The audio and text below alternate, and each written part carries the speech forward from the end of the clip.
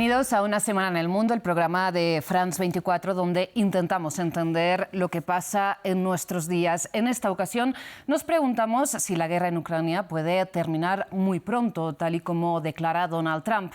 Además, abordaremos precisamente cómo los comentarios del presidente estadounidense sobre querer anexionar Groenlandia han marcado las elecciones en este territorio autónomo de Dinamarca. Y hablamos finalmente sobre las manifestaciones de los jubilados en Argentina y su represión. Para el análisis contamos por un lado aquí en el estudio de France 24 con César Niño. Él es doctor en Derecho Internacional y doctorando en Estudios Internacionales de Paz, Conflicto y Desarrollo, magíster en Seguridad y Defensa Nacional. Por otro lado nos acompaña Íñigo Torres Estevez. Él es consultor en Derecho Internacional y Seguridad y extrabajador en Ucrania para Naciones Unidas y está con nosotros desde Burdeos, Francia. Finalmente contamos con Xavier Colás, ya lo conocen, enviado especial de France 24 a Groenlandia y nuestro ex corresponsal en Moscú, la capital rusa. César, Íñigo, Javier, muchísimas gracias por acompañarnos en Una Semana en el Mundo de France 24. Ahora, antes de empezar con esta mesa de análisis, les recuerdo que si bien ya saben que pueden volver a ver todos los programas de France 24 en nuestro canal de YouTube, ahora también pueden escuchar Una Semana en el Mundo a través de las principales plataformas de streaming de audio en el formato podcast. Son las que van a ver enseguida, son las plataformas que están viendo en sus pantallas. Ahora sí, empezamos hablando de la guerra en Ucrania, una guerra horrible y sangrienta que podría estar llegando a su fin, en palabras del presidente estadounidense Donald Trump. Ayer mantuvimos conversaciones muy buenas y productivas con el presidente Vladimir Putin de Rusia y hay muchas posibilidades de que esta horrible y sangrienta guerra llegue por fin a su fin. Pero en este momento miles de tropas ucranianas están completamente rodeadas por el ejército ruso y en una posición muy mala y vulnerable. He pedido encarecidamente al presidente Putin que les perdone la vida. Esto sería una masacre horrible, no vista desde la Segunda Guerra Mundial. Bien, ya lo saben, Donald Trump publica este mensaje en el contexto de una propuesta de tregua de 30 días que Rusia pide matizar.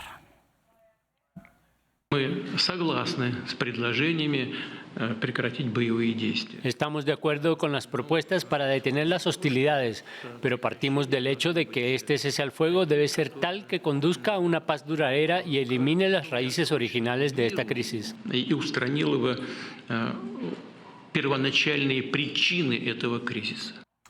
Unas reticencias que el presidente ucraniano Volodymyr Zelensky denuncia que no son más que el rechazo de Moscú a terminar con la guerra. Todos hemos escuchado palabras muy predecibles y manipuladoras de Putin en respuesta a la idea de un alto el fuego. De hecho, está preparando un rechazo. Putin, por supuesto, teme decirle directamente al presidente Trump que quiere continuar esta guerra, que quiere matar a ucranianos. Президенту Трампу, що хоче продовжувати цю війну. Хоче вбивати українців. Bien, ya lo ven, el panorama, la situación sobre la guerra en Ucrania cuenta con muchísimas aristas, muchos temas relacionados entre sí, la situación sobre el terreno en Kursk, luego esta propuesta de tregua, una eventual concesión territorial por parte de Ucrania, el plan más a largo plazo de una paz estable.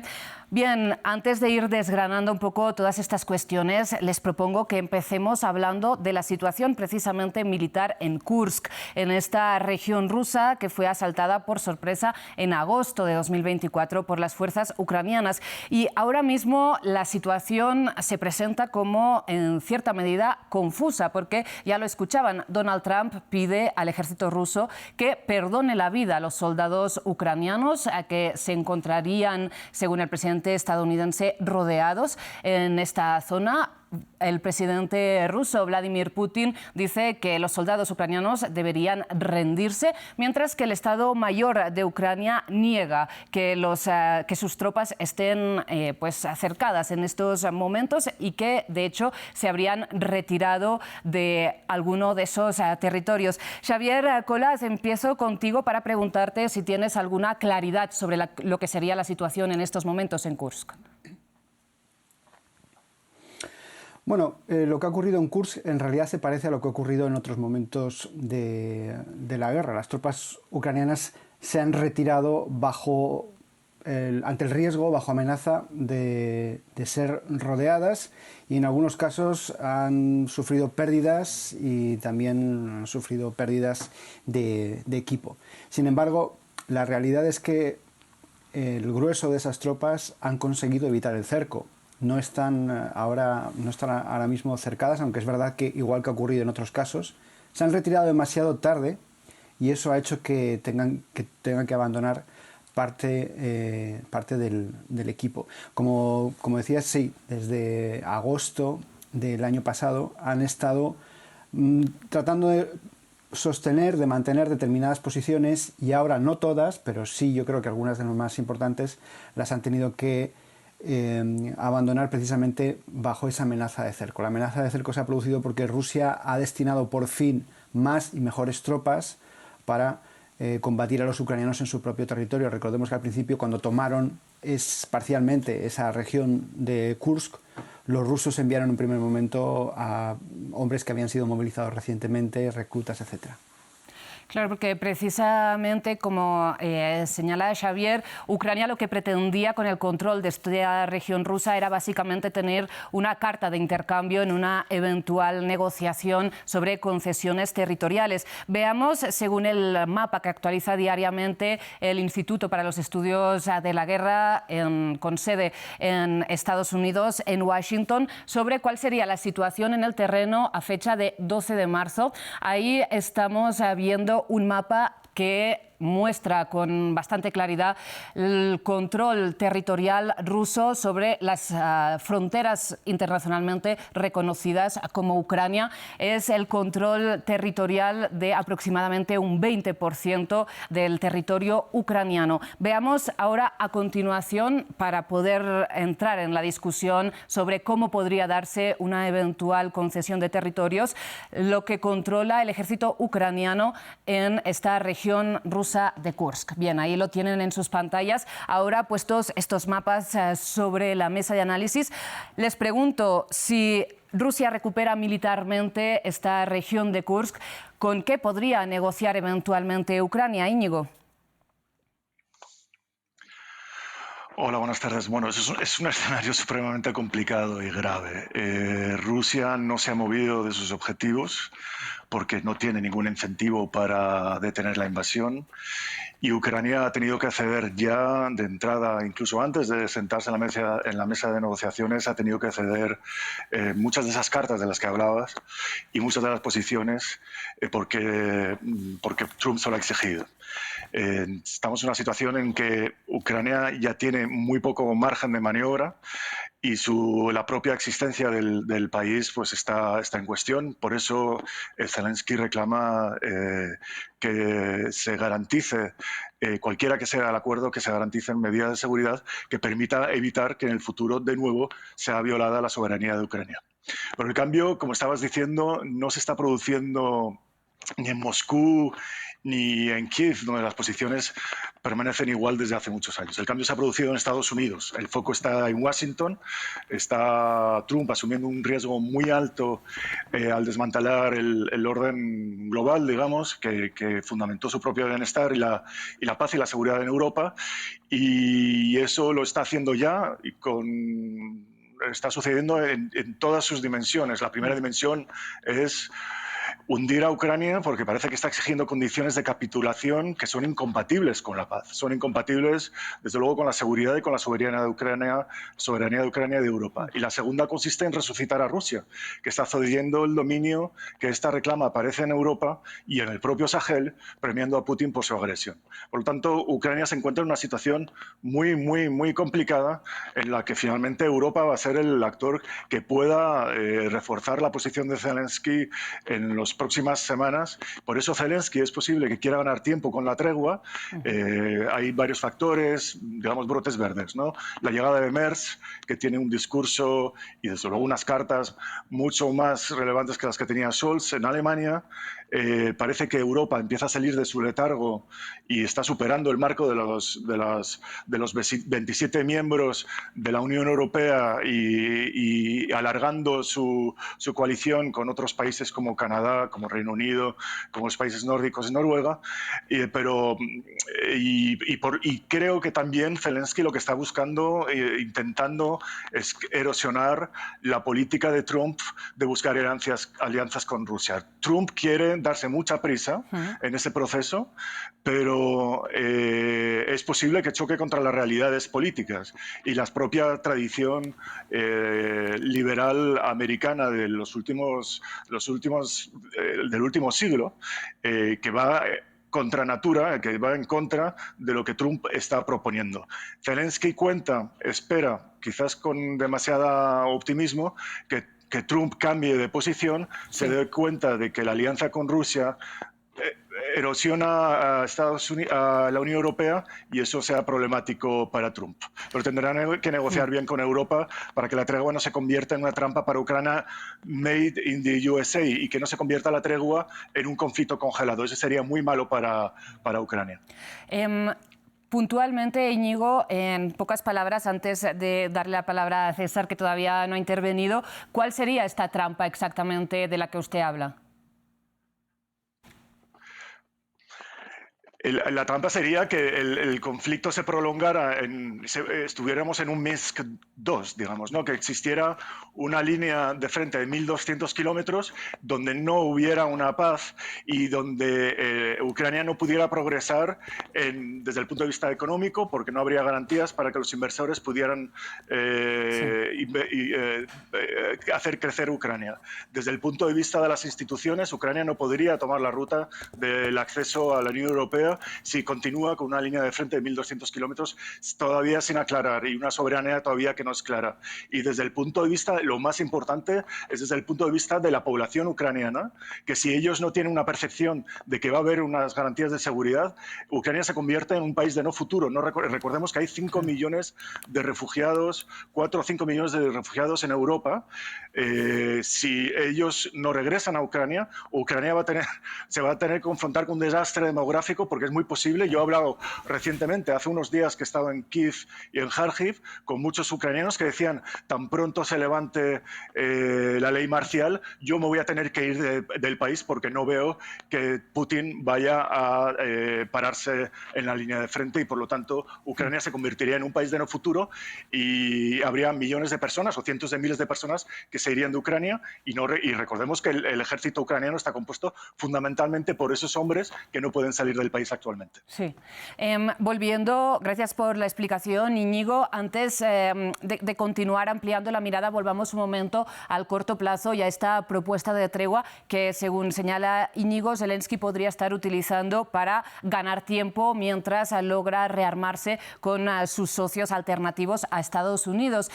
César, le pregunto entonces si no considera que sea viable que ahora mismo Ucrania ceda territorios, tal y como Marco Rubio señaló que había discutido con la delegación de Kiev en Arabia Saudita esta semana. ¿Cree que Ucrania estaría dispuesta a ceder estos territorios que Rusia ya se ha añadido constitucionalmente a su federación sin, de hecho, controlarlos completamente? No creo que el presidente Zelensky esté en las disposiciones ni diplomáticas ni militares para conceder territorio sin, evidentemente, dar la lucha o la batalla, precisamente porque se trata de alguna u otra manera de hacer que Ucrania no desaparezca y se trata también de la supervivencia de un Estado-nación.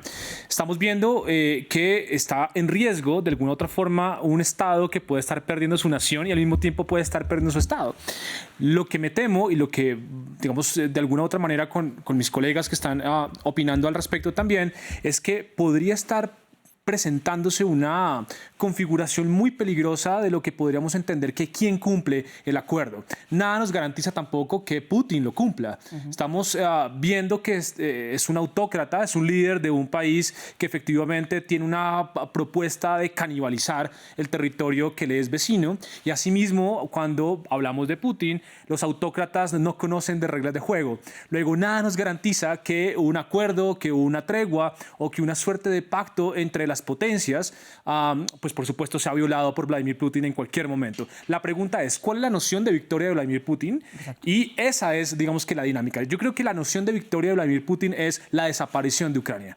Y entonces ahí llevaría otra perspectiva, y es, esta guerra solamente terminará cuando Putin deje las armas y no cuando Ucrania deje las armas. Si Putin deja las armas, la guerra termina. Si Ucrania deja las armas, Ucrania desaparece. Xavier, como alguien que conoce de sobras la política y la sociedad rusa, ¿coincides con este análisis? ¿Putin no se conformaría con un reconocimiento internacional de estas zonas ucranianas que controla? Sí, porque nunca ha sido su objetivo, ¿no? Yo siempre cito a Mike Tyson, que tiene una cita que es para...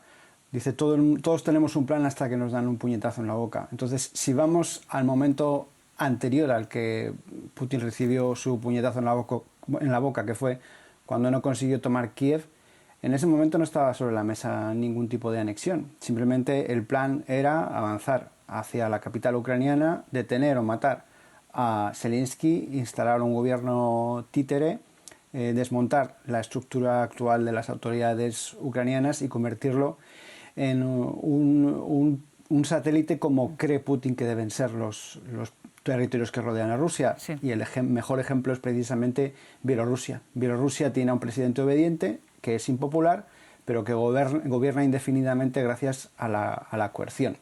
En el caso de las anexiones de territorios o en el caso de la destrucción de ciudades, son medios, no son fines. Son medios para conseguir la rendición o la capitulación de Ucrania. Y sin duda ese es el proyecto. Rusia es el país más grande del mundo. No necesita esos descampados de Zaporizhia ni las marismas de Jersón. De lo que se trata, como explicó además muy bien Putin al inicio de la invasión a gran escala de Ucrania, es de, digamos, enderezar un país que ellos consideran que se ha torcido. Y desde 2014 han ido incrementando el umbral del dolor necesario para conseguirlo. Es decir, primero con el hurto de Crimea, después con la guerra contenida, encapsulada dentro de Donetsk, y como los ucranianos se fueron acostumbrando a todo lo que les ha ido infligiendo los rusos, al final llegó la invasión a gran escala de Ucrania en el año 2022. Una invasión que Putin pensó que sería más rápida, que tendría éxito a la primera, pero que una vez que la puso en marcha, pues está visto que no pudo salir de ese escenario fácilmente.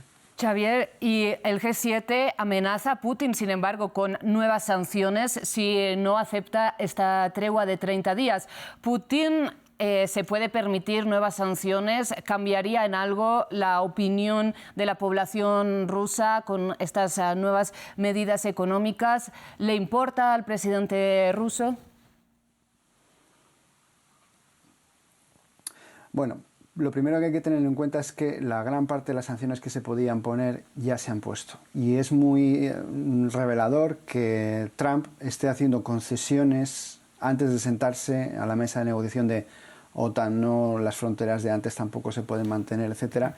Y que para compensarlo hable de las sanciones que puede poner Estados Unidos. Estados Unidos ahora mismo lo que podría hacer es retirar algunas excepciones que se habían puesto a algunas estructuras bancarias para el pago de energía, etcétera. Es decir, puede haber algo más de sanciones, pero para empezar, en el caso de Estados Unidos tiene un intercambio comercial muy pequeño con Rusia. No es como el caso de Canadá, a quien puede asustar porque es una economía muy conectada. Entonces, ahora mismo con las sanciones se pueden hacer mejor, se puede impedir las importaciones paralelas, intentar convencer a países que colaboran con Rusia para que no sean ese coladero de financiación. Pero la única manera que han encontrado hasta ahora los ucranianos de contener el avance de Putin es precisamente con las armas propias, que ya están ellos generando sus propios drones, sus propias minas, etcétera, pero también con las armas que se les pase. Entonces, todo va a depender precisamente de lo que se haga en el campo de batalla. Las guerras no se ganan desde los despachos de los bancos. Nunca ha sido así. Desde luego es un elemento que cuenta, pero llegados a este punto, una vez que Putin ha sufrido, digamos, todo el dolor económico para esta invasión, no va a abandonar su proyecto por unas cuantas sanciones más a determinadas empresas o a transferencias bancarias. Xavier, nos estamos quedando sin tiempo, pero me interesa mucho que compartas tu perspectiva o lo que tú has ido percibiendo sobre el cansancio o no entre la población rusa, entre los soldados rasos de esta guerra.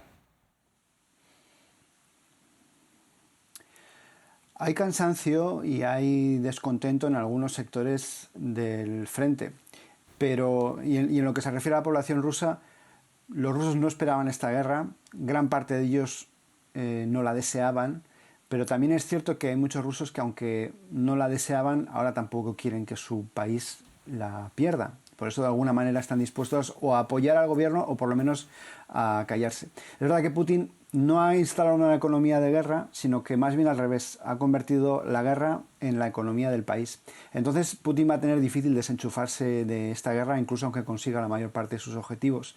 Hay tantísimos hombres movilizados, sobornados, digamos, tentados con el dinero para ir al frente, que ahora es difícil imaginarse ese escenario en el que van a volver a sus destartaladas ciudades de provincias, a volver otra vez a cobrar 3 veces menos de lo que están cobrando ahora. Y la propia guerra también en Rusia ha tenido un efecto de redistribución en un país que sabía que redistribuía mal la riqueza.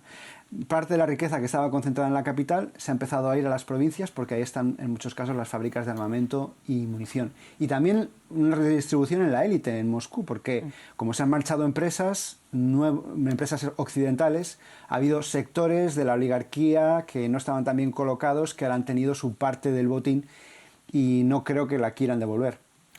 Bien, Xavier, muchísimas gracias por todos estos detalles que nos ayudan a comprender precisamente el impacto de la guerra en Rusia, un territorio del que nos llega a veces poca información. Como les decía, lamentablemente no tenemos un tiempo indefinido en este programa y les propongo que vayamos al comentario sobre las elecciones en Groenlandia, porque quizás nunca unas elecciones en este territorio no estuvieron tan seguidas por la prensa internacional como esta semana, y es que ya lo saben, los repetidos comentarios del presidente de Estados Unidos, Donald Trump, en el marco de este reordenamiento, estos cambios de postura comandados por el nuevo jefe de Estado estadounidense sobre su interés en anexionar este territorio del Reino de Dinamarca, llevaron a los focos estos comicios regionales del pasado martes, en que la fuerza más votada fue el Partido Democrático, una formación independentista moderada, según entendemos, de centro-derecha, con un aumento exponencial de los apoyos recibidos. Íñigo, le pregunto, ¿cómo cree que han influido estos comentarios de Donald Trump en los resultados en las elecciones de Groenlandia? Bueno, es difícil tener una percepción respecto a cómo va a evolucionar, porque es un gobierno que de nueva composición. Vamos a ver cómo esto afecta. Lo que está claro es que Estados Unidos ha demostrado que no solo abandona a Ucrania y adhiere a la visión imperialista de Putin, sino que está trazando una hoja de ruta contraria al derecho internacional desde Groenlandia hasta Gaza, pasando por Panamá, Canadá y Ucrania. Y eso coloca en una situación muy complicada al resto de los países, en particular a la potencia europea, que como último gran bastión de democracia liberal y, por tanto, en el mayor competidor ideológico del nuevo Estados Unidos. Y ahí Dinamarca, obviamente, tiene mucho que decir. Y hemos visto las imágenes del secretario de la OTAN, general de la OTAN, callado frente a Trump, cuando Trump estaba literalmente amenazando con anexionarse Groenlandia, que es finalmente territorio de otro país de la OTAN. La situación realmente es muy complicada a nivel geopolítico. César, precisamente, ¿cómo entiende usted que un socio de la OTAN diga abiertamente que le quiere arrebatar parte de un territorio a otro socio? Bueno, es una muestra insisto, de una renuncia del presidente Trump al sistema internacional, al orden liberal, y es una forma tal vez de entender cómo el presidente Trump se parece mucho a Vladimir Putin. el lenguaje que usa, las formas que usa, inclusive con sus propios aliados, llevaría a entender que sin importar el tipo de erosión que pueda tener frente al derecho internacional, está dispuesta efectivamente hasta desmembrar a sus propios aliados. La pregunta que todo esto generaría de alguna u otra manera es si es posible o no es posible lo que está pensando la administración Trump con el arrebato, digamos, de la zona de Groenlandia del Reino de Dinamarca.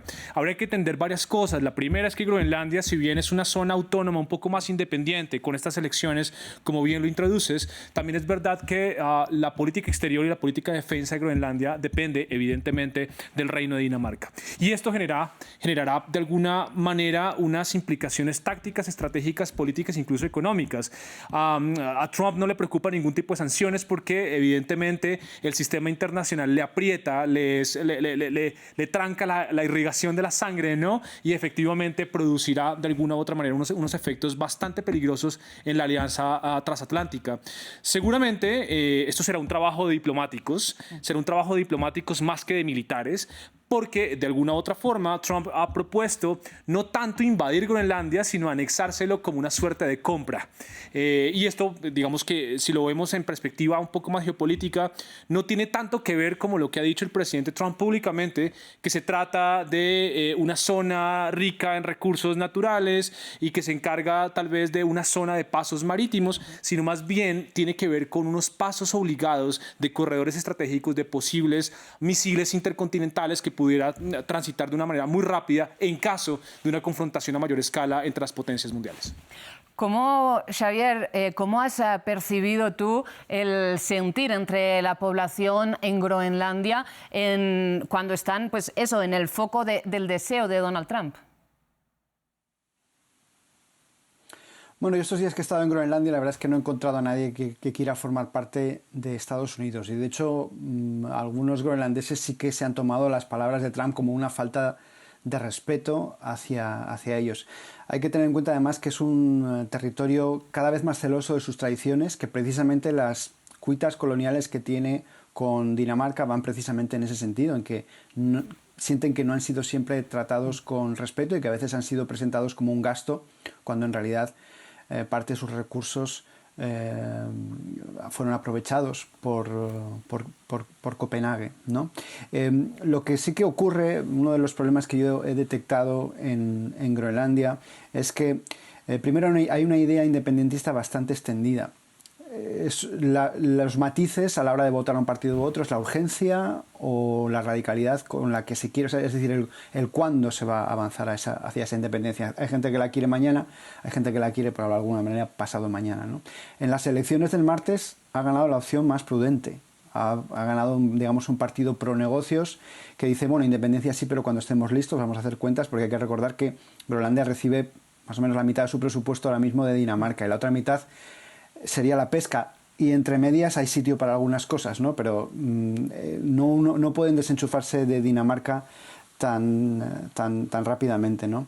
Entonces ahí los partidos, que son los que tienen que dar las respuestas, claro, las fórmulas, se encuentran con ese problema. Por un lado, quieren soltar amarras en algún momento en el futuro con Dinamarca, pero por otro lado, para ser un país autosuficiente y poder ser un país independiente, tienen que, por decirlo coloquialmente, hacer agujeros en el suelo, empezar a explotar a gran escala los minerales o el petróleo o las dos cosas que tienen. Y como son precisamente un pueblo tan celoso de sus tradiciones y también de su medio ambiente y tienen leyes ecologistas muy duras, se encuentran en esa tesitura en la que no quieren seguir siendo daneses, pero tampoco quieren transformar el paisaje que les rodea, asumir los riesgos ecológicos en una zona además que se recupera muy despacio, es muy débil, se recupera muy despacio de los problemas ecológicos. Y yo creo que eso es lo que tienen que dar respuesta a los partidos ahora mismo en Groenlandia. Xavier, pues muchísimas gracias por esta y todas las intervenciones que nos has compartido en este programa. Ha sido muy enriquecedora tu participación nuevamente. Muchas gracias. Ahora sí cerramos el programa con dos temas que están en desarrollo y ponemos la mirada en Argentina, donde sin lugar a dudas las cosas van a ir evolucionando de cara a las próximas semanas, después de que este miércoles la manifestación que de por sí tiene lugar semanalmente, ¿no?, por parte de los jubilados frente al Congreso de la República, fue apoyada por hinchas de fútbol y varios otros sectores sociales y reprimidas violentamente por la policía. Una represión que causó decenas de heridos, entre ellos, quizás ya han visto las imágenes, el herido, el fotógrafo Pablo Grillo, al que dispararon, ¿no?, una granada de gas lacrimógeno en la cabeza, que lo tiene en estos momentos hospitalizado en estado grave y con pronóstico reservado. El jefe del Gabinete de Ministros de Argentina, Guillermo Franco, sin embargo, calificó las manifestaciones de una especie de intento de golpe de Estado. Para cerrar este programa con un comentario sobre la actualidad en la región, les pregunto, César, ¿cuál es su análisis sobre lo que está sucediendo en Argentina? Bueno, primero que todo, creo que el presidente Milei se está quedando solo en digamos, en este problema que él mismo ha provocado también. Que protesten los jubilados no es un problema para el gobierno, sino cómo responde el gobierno ante la protesta es cuando se vuelve un problema. Precisamente esto tiene que ver con el pasado también que tiene Argentina. Recordemos un poco la época de las dictaduras en la que precisamente Argentina de alguna u otra manera reprimía a los ciudadanos y a los estudiantes y a los pensionados, y a los jubilados. Efectivamente se recuerda de alguna u otra manera ese fantasma que recorría Argentina en su momento.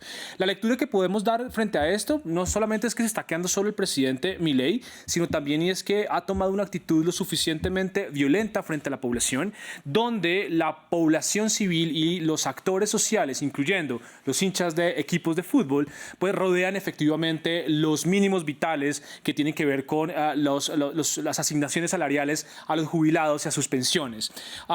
Y por supuesto, una forma un poco desbordada, más que un poco desbordada, una forma violenta y un poco también torpe en el cálculo político sobre cómo enfrenta los problemas de las manifestaciones públicas y las manifestaciones sociales.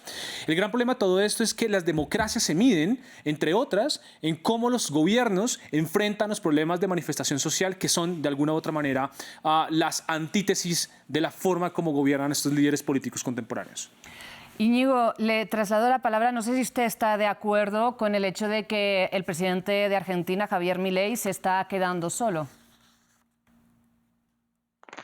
Sí, parece que es la tendencia en estas últimas semanas, y yo creo que eso es un brote verde también para la sociedad civil que está defendiendo los derechos humanos tanto en Argentina como en otros países. La avanzada que parecía inevitable de la extrema derecha está confrontándose con las realidades políticas y está confrontándose con la realidad, y ya fuera del espacio de ficción en el que han trabajado tanto y tan bien, están teniendo mayores dificultades, y eso probablemente nos esté dando esperanza de que ese impulso que se está produciendo ahora, cambiando el orden global y en muchos de los países, eso probablemente esperemos que se esté agotando. Y para ir cerrando, la verdad nos quedan 2 minutos, pero me interesa, César, saber su opinión desde aquí, desde la región. Recordemos que Javier Milei y Patricia Bullrich se enfrentaron en un momento durante la campaña, y él la calificó a ella de formar parte de esa casta, ¿no?, que tanto criticaba, y sin embargo es la ministra de Seguridad.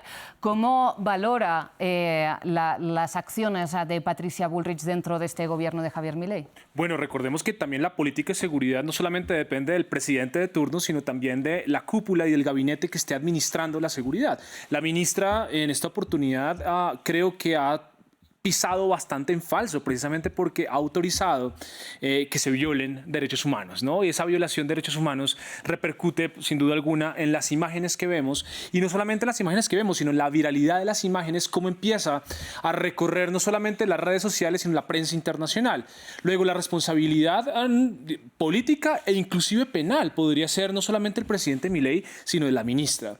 Y esto seguramente generará una sensación de bastante incertidumbre en la población, Argentina y por supuesto de América Latina, y nos recuerda de alguna u otra manera las formas en las que los movimientos sociales, las protestas ciudadanas y por supuesto todas las formas de ciudadanía organizada podrían estar enfrentándose a grandes problemas de violación de derechos humanos. Y esto ya como dije en la intervención anterior, esto ya lo vivió Argentina en su momento, y creo que es momento de hacer algo en términos de denuncias ante la Corte Interamericana de Derechos Humanos o efectivamente ante los dispositivos legales que se permitan, porque podemos estar desencadenando un gran problema, no solamente de orden público, porque la figura de orden público la leen los estados del orden público, sino de violación de derechos humanos en Argentina. Bien, pues como decíamos, todos estos temas están en desarrollo. Seguiremos lo que ocurre la semana que viene y también recordar que el principal sindicato de Argentina, la CGT, propone un paro nacional de 24 horas antes del 10 de abril. A todo esto y a todo lo que hemos ido comentando a lo largo de este programa estaremos atentos los próximos 7 días para volver a analizarlo aquí en Una Semana en el Mundo en la próxima edición. Ahora sí es momento de despedirlos y de agradecerles encarecidamente su participación en este programa. Ha sido muy interesante. Íñigo, César, nuevamente muchísimas gracias. También el agradecimiento es para todo el equipo técnico y de producción que hace posible esta y todas las emisiones de France 24, y a ustedes muchas gracias por su atención.